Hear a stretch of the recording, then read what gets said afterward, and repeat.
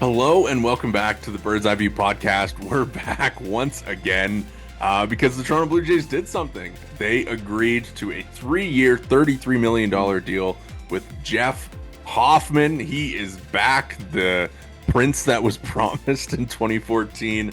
I'm your host, Zach Worden, joined as always by Jori Negin-Shecter. And Jori, how are we feeling after a transaction?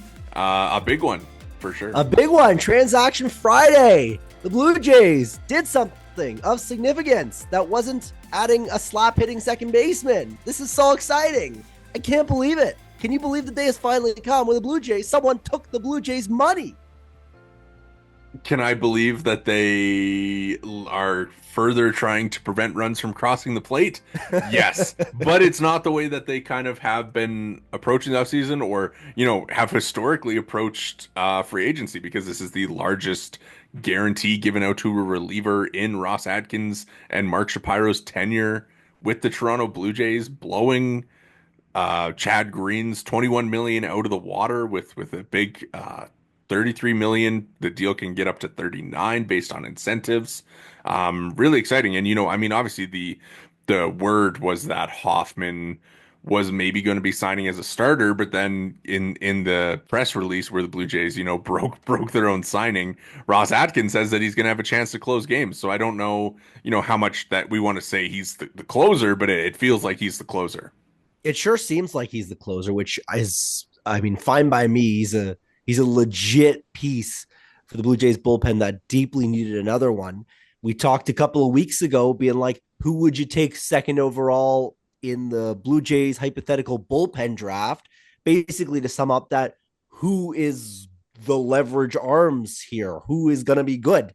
And adding Hoffman adds a substantial piece that the Blue Jays needed to the worst bullpen in Blue Jays history, if I recall correctly. So this is a much needed addition. Now, it doesn't mean that the Jays should be done.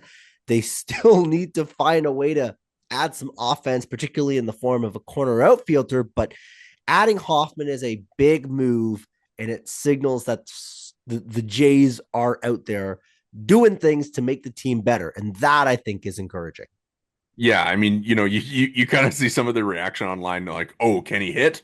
Oh, can he hit home runs? Like that kind of stuff. But you know what? Like, last year, the biggest weakness of this Blue Jays team was their bullpen, right? And obviously they'd taken steps to make that better, adding or re-signing Jimmy Garcia, adding Nick Sandlin in the Cleveland Guardians trade, adding Andres Jimenez obviously would help your bullpen because your second baseman is an elite defender, but it still didn't quite feel like there was enough done to really make you confident in the latter innings with that bullpen, because like you mentioned, it's Jimmy Garcia, Chad Green, and Eric Swanson, and those three obviously good relievers, good pitchers, but not quite the trio of you see teams like rolling out the fire breathing dragons at the end of games, right? And I don't think that those three were necessarily doing that. So adding Hoffman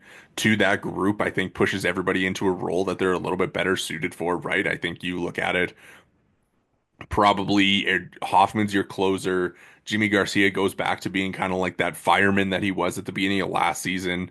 Eric Swanson's your setup man. Chad Green's probably like your seventh inning guy. Your like setup guy when Swanson's down or whatever, right? So I think the Hoffman deal, it works out really well because you're adding one of the five best relievers in Major League Baseball to the back of your bullpen, and obviously we can get into the Orioles stuff a little bit later, but I think of the guys remaining on the market, obviously Tanner Scott was probably reliever number one, but I think Jeff Hoffman, like, pretty confident that he was the second best reliever available, and pretty confident that he is going to be good once again.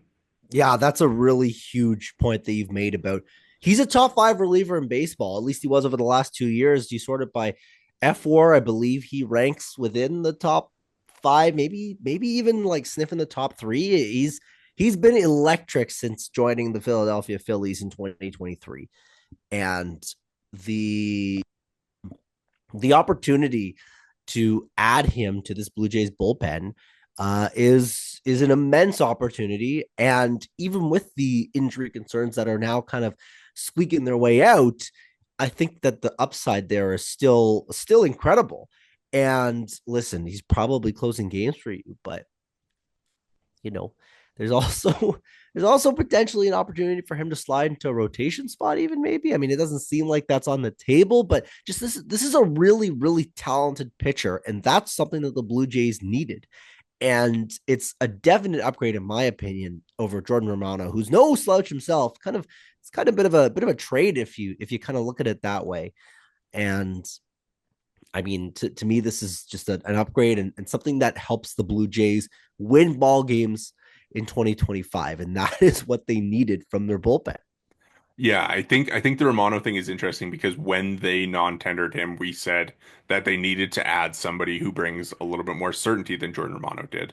And Jeff Hoffman does exactly that, right? Like, I mean, I know he doesn't have experience as a closer, and I've kind of been on the record of maybe not being pro having set roles in your bullpen, but obviously, of course, some relievers kind of need that to be as effective as they are. So we'll kind of see how it goes. I think Hoffman.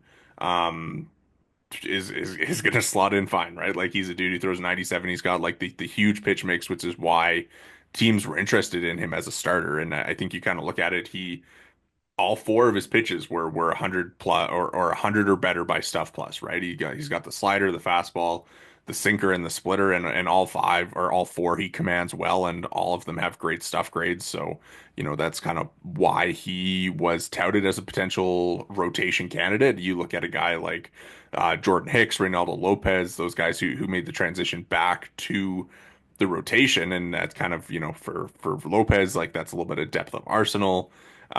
Clay Holmes, kind of the same thing, right? Where you see guys who have like the three pitch mix, so you kind of think that they can start. But I really do like Hoffman as the closer and setting up in that role because you know if you move back to the rotation, obviously it takes a little bit off your stuff, right? So all of his pitches would play down a little bit as a starter. And one thing that having like the elite four pitch mix really does is it helps him be effective against both handed hitters, right? Like he doesn't really he does have a platoon disadvantage. Like lefties are a little bit better against him.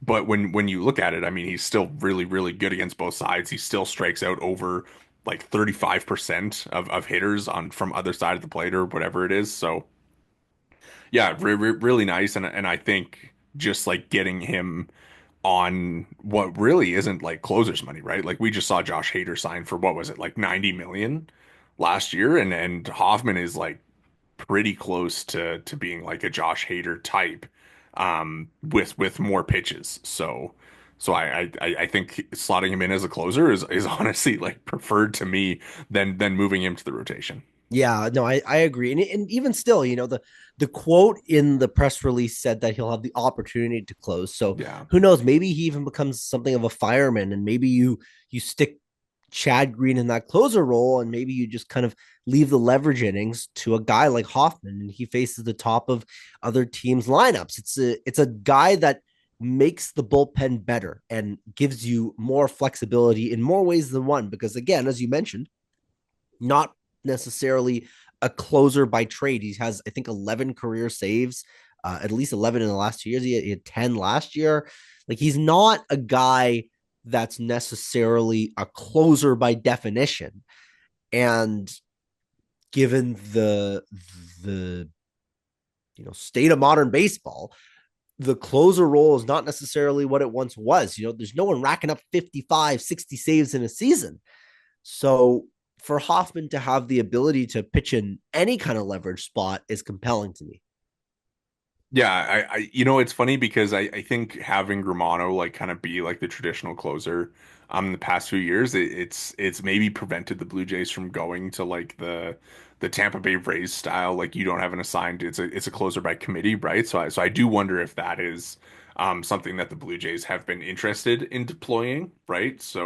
So I wonder if this Hoffman signing maybe doesn't quite end up being like a traditional closer, but like he is going to be their number one reliever that, like you mentioned, is going to face, the most important parts of the lineup. And if it's not going to be a traditional closer situation where they lean on everybody to get saves, but obviously, you deploy your best reliever in the most important spots. It seems like something that they've maybe been like itching to do, and it feels like if there is a signing to kind of move them towards it, like this could kind of be that. Yeah, which is a good thing, I think. Yeah. All right, so let's talk about the Orioles thing. Obviously, reports coming out that the Baltimore Orioles had signed Jeff Hoffman to a 3-year, $40 million deal. Had a flag come up in his physical in his shoulder, and then decided that they didn't want to give him that deal, so they decreased their offer. But we're obviously still interested in bringing him back, and he ends up signing with the Blue Jays. How concerned are you? I'm not concerned. I mean, shoulder stuff is almost more scary than elbow stuff, I think. Because with elbow stuff, you get TJ and you're back a year and a half later. And generally speaking, you're back to your normal self. Shoulder stuff is a little more spooky. Um, it's not something that isn't concerning, but if you'll allow me to put on the rose colored glasses, I think that the Blue Jays would not have made this deal if they were concerned with the shoulder stuff. I mean, I just read The Arm by Jeff Passan over the winter break, and there was a point in there he made, and it's kind of an open secret that everyone's elbow, everyone's arm is busted by the time they're in their 30s. So it's perhaps not a huge surprise that Jeff Hoffman is hurting after going from throwing 93 to 97 over a winter. But I think that the Blue Jays are smart enough, I hope, that they would be confident in his health, and B, they just made a big signing, they just made a big addition. Maybe I don't want to talk about his shoulder being busted. Let's enjoy this moment for what it is. The Blue Jays went out and got a great reliever here. Let me have some fun. God damn it! Yeah, it's funny because obviously the celebrations, the champagne's being popped, and then the Robert Murray notification hits, right? And you're kind of like, that sucks. But no, I think obviously he passed the Blue Jays physical, so they didn't have any concerns, and the Orioles obviously weren't concerned to the point where they were out, right? Like they just reduced their offer, and for the Blue Jays, they have the incentives in there of him. I think it was Kylie McDaniel who reported that it's like inning based for the incentives, whether he gets to 60, 70, 80, and 90 innings are kind of the benchmarks, which again, kind of raises the question, is there a starter in there at some point? Um, but I think you kind of look at all that and I think players are hurt or players are healthy until they're not, right? So I think it's there might be some risk there, but I think it's worth it. It's just one of those things that maybe you gotta kind of gotta put out of sight, out of mind, and just not worry about it until Jeff Hoffman hits the IL with a shoulder strain or something. Yeah, I mean, pitchers break. That's just the nature of the position. So it's not exactly a shock that he's not 100% healthy. And I think that the idea is you just see how he holds up in spring training, and if he makes it through spring training, then it's found money from there. I guess like you're kind of just tossing him out there and hoping for the best because listen, spring training's I think 60 odd days away or so, maybe even less. And I mean, he's gonna be there. And that's the good thing. He's going to be wearing a Blue Jays logo on his hat, and he'll Again, be pitching for the Blue Jays again. Although this time in a major league role in a very different set of circumstances. By the way, that's a fun little reunion. I do think. I yeah, mean, obviously everyone knows it, but it's a fun little full circle moment. I mean, for me, I remember where I was when the Blue Jays drafted him because, of course, they had the year prior. They earned a compensation pick for failing to sign. I believe it was Philip Bickford. So they had two picks basically back to back, the ninth and the 11th pick. And of course, they go Hoffman 9 and Pentecost 11. And was sitting in the front row of my science class in grade 9, just to give you a frame of reference. And I remember, of course, where I was when he was traded. I was off at summer camp, and someone had snuck a phone in, and the news breaks that they've traded for Troy Tulowitzki, and of course I'm flipping my dome, being like, "Oh my god, I can't believe it!" And then of course David Price follows just a day or two later, and that whole back half of the summer was just incredible. But for him to come back, it's a really fun full circle moment.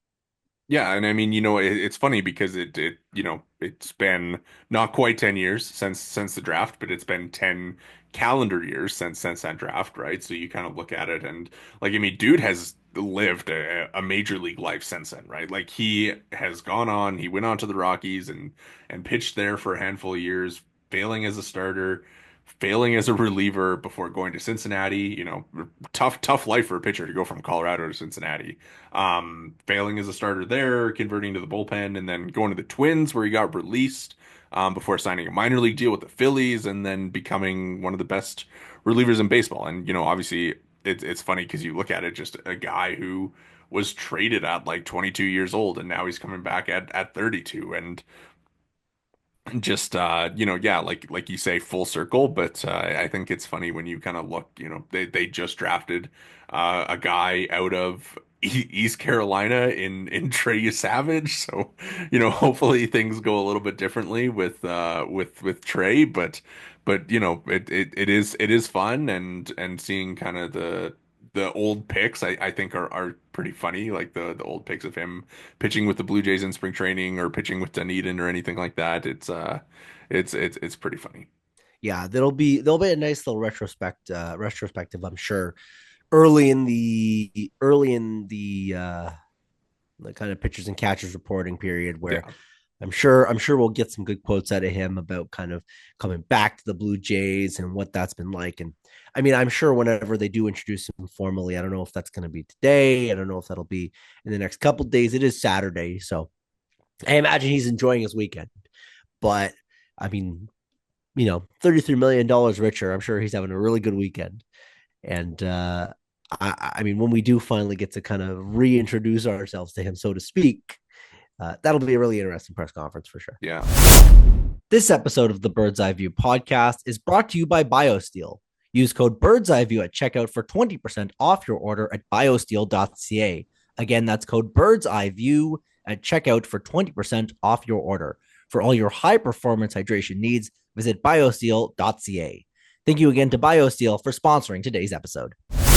One thing I mentioned this, I haven't mentioned this yet on the pod, but I did break down the signing over on our Substack. So if you want to go check that out, that's available, and the link will be in the description and everything.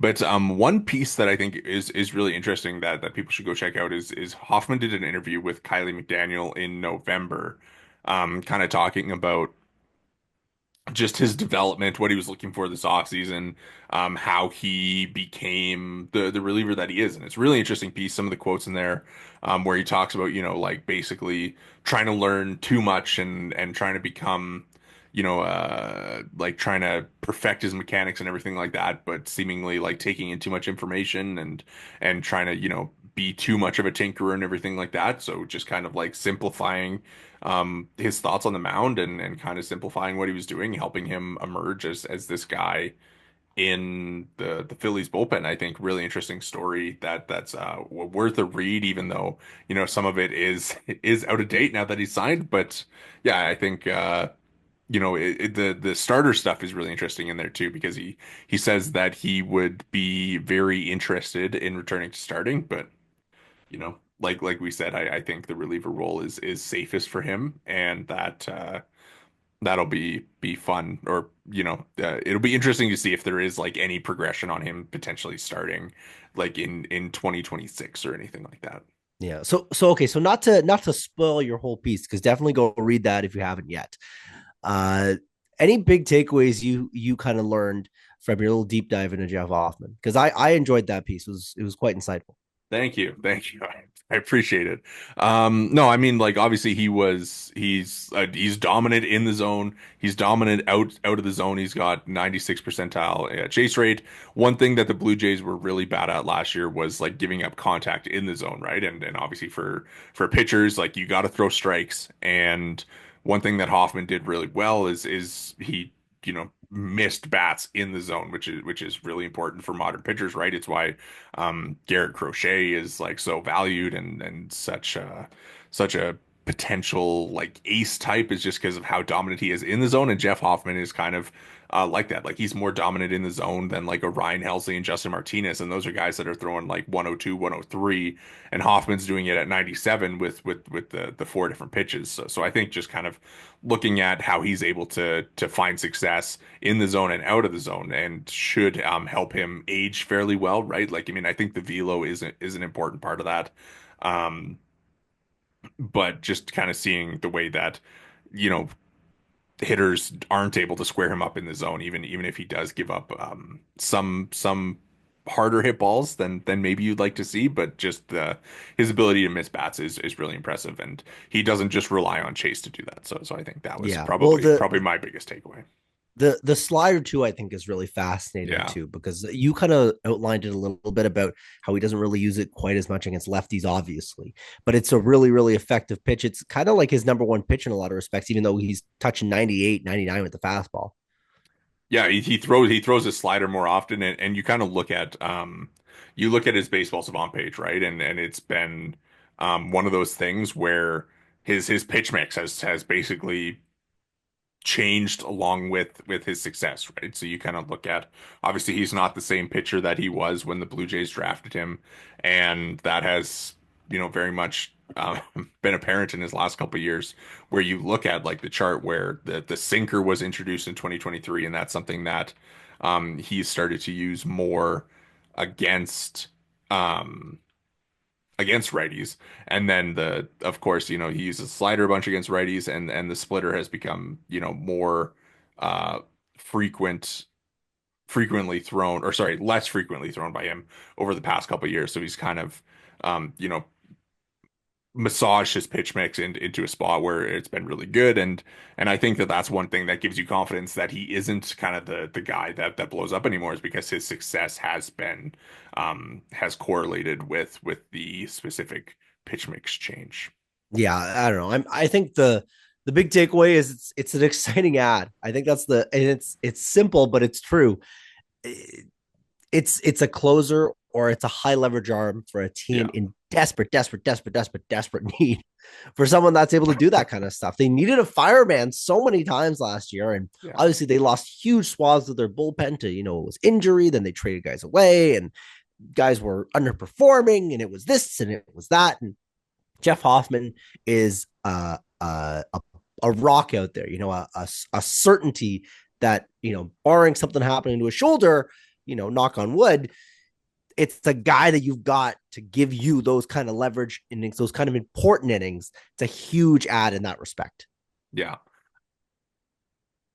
As far as the rest of the bullpen goes, I think you look at it, Hoffman, Green, Garcia, Swanson, Sandlin, Little, I think are the six that you can kind of lock in. What do you think about the last two spots? Because, if you look at, Fangraphs, roster resource right now, Zach Pop and Tommy Nance are in those slots because they don't have options. But on the 40 man are still a handful of guys. Ryan Burr, Nick Robertson, Josh Walker, Brandon Isert, Easton Lucas, Michael Peterson. What you think that this is the group that they're going to be pulling from for their opening day bullpen, or you think that maybe like I think they need a lefty in there? Yeah, we were looking at this before we hit the record button, just in terms of the lefties available. The pickings are a little slim, which maybe isn't surprising given that it's midway through January. But I do think that they are in a position where they do need to add a lefty. I know that Swanson in the past has had success given the splitter, Yeah, but I do believe that they have someone in that group that's going to be capable. I mean, Ryan Burr had like a caper nine of I think almost 10 and a half last year with the Jays. Like he was in relative terms pretty effective, and I think even Zips has him as the Jays' best reliever. I mean, Jeff Hoffman notwithstanding. How much you want to believe that is viewer discretion is advised, but he's probably number 7, and then you've kind of got one more spot for another guy, and that's ideally your lefty. And it seems like they've probably got to go outside the organization to find a second lefty, but they have some guys kicking around. You love Mason Fluharty. He's maybe a guy that would make some sense. Like they need an eighth man, and they need that eighth man to be a lefty. That's not a guy you want to spend $3-4 million on, but I'm not sure who that is if they don't go out and spend on a guy. Yeah, I mean Josh Walker, I in the piece I put him in as their second lefty just because they signed him to the major league deal. Like I don't necessarily love him in that spot. And one thing they still might need is kind of like a long man type, right? Like they've had, Ryan Yarbrough, Trevor Richards, Ross Stripling, however far back you want to go, right? Like they've had kind of like these long men type in the bullpen, and I do wonder if that's something that they are going to pursue again. Just as like that Tommy Nance spot right now, right? Like you throw a lefty in the Zach Pop spot, and then you get a guy with a little bit more length, like maybe not Ryan Yarbrough, but somebody similar that can give you multiple innings, especially if Yariel Rodriguez is going to be their fifth starter.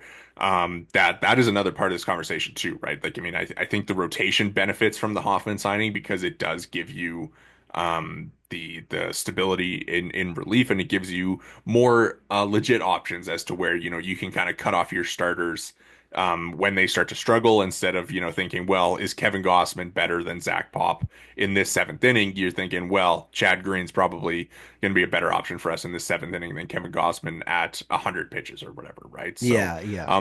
but anyways, sorry, I got a Yariel, I think is the other discussion point because this move seemingly does lock him into the rotation. And I know before we hit record, you said that you think Hoffman is their last big addition of the offseason, which, people won't love to hear. But what do you think in the context of Yariel and another addition, all this means? Yeah, this would seem to indicate that Yariel is a starter, which I don't dislike. I mean, he had a lot of success. You just, don't keep him in after 5 innings because it's not going to go well. I mean, arguably, don't keep him in after 4. Um, I feel like Yariel Rodriguez, excuse me, would be a really effective leverage arm, but they kind of have that, you know, done and dusted and wrapped up. So if he's your fifth starter, I don't think there's anything wrong with that. I think he's an effective back of the rotation guy right now with room to grow, right? Like this guy is not like 30 or something. Like there's room for improvement. I don't know. I don't know where I necessarily stand with him, right? Like there was the injury concerns last year, and again, he's not really stretched out. How many innings are you realistically getting out of him next year? Even if he is a starter, are you even getting 150 innings out of him? You know, I I I like the concept of Yariel Rodriguez as a fourth and fifth starter, but I remain to be convinced that he is actually a capable fourth or fifth starter.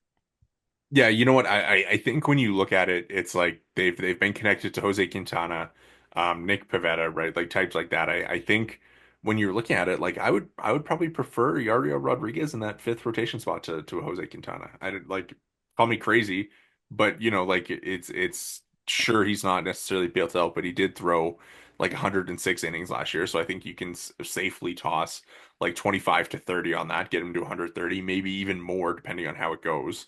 Um, if he's healthy, obviously, and I think betting on like a however old Jose Quintana is, right? I think he's like 37. Um, that if you're kind of comparing those two, I think I'm fine with giving Yariel Rodriguez the keys to that at the beginning of the year, and if you need to, Jose Quintana is 35, about to be 36. So I think I'm fine with like giving the keys to Yariel there, and if things don't work out, I mean, you've got Alek Manoah coming back at some point this season, right? So maybe that's when Yariel makes his move to the bullpen is when Alec is back.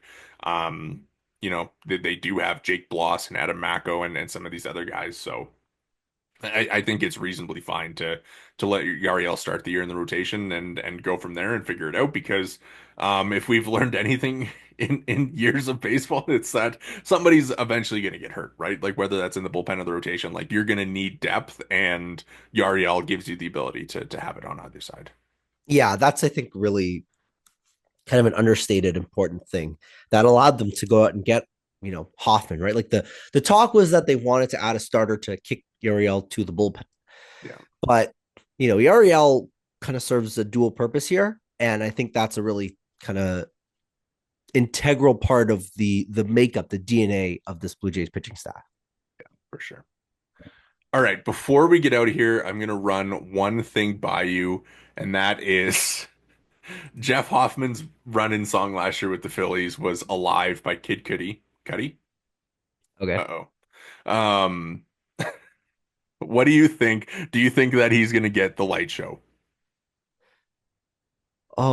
Because Oh, after Romano got hurt, Jimmy Garcia got the light show.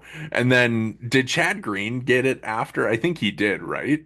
oh man, I guess so. That's probably in the contract, right? He probably signs a make sure that the lights change color when I come in to pitch for the Blue Jays. That's probably the second line. The first line is my name is Jeff Hoffman. I think it's you know what, I'm pro light show. I know some people are anti light show.